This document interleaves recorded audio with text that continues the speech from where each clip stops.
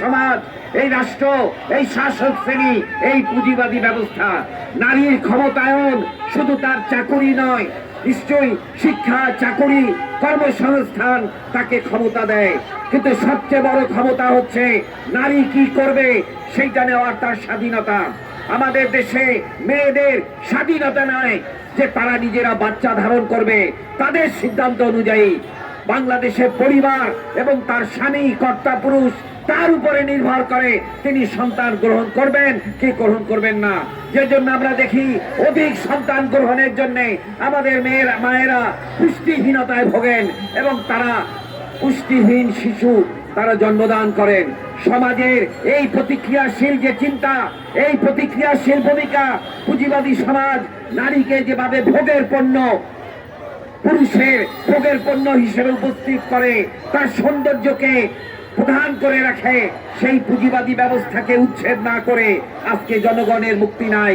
এই ধর্মীয় প্রতিক্রিয়াশীলতার বিরুদ্ধে লড়াই করে জয়লাভ ছাড়া আমাদের মুক্তি নাই। জুলাই অভ্যুত্থান শেষ হয়ে যায়নি।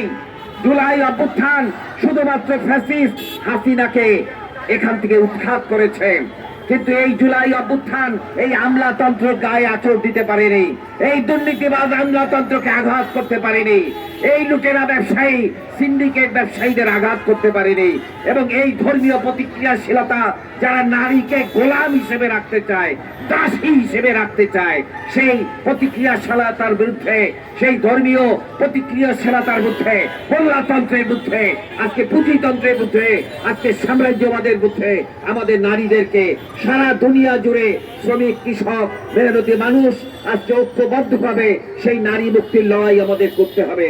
আমাদের দেশের মুক্তি হবে না, আমাদের সমাজেরও মুক্তি হবে না যদি নারীর মুক্তি না ঘটে। সুতরাং আমার মায়েরা, বোনেরা, আমাদের মেয়েরা যে লড়াই করছে সেই লড়াই শুধু তাদের নয়, এটা সমগ্র সমাজের মুক্তির লড়াই।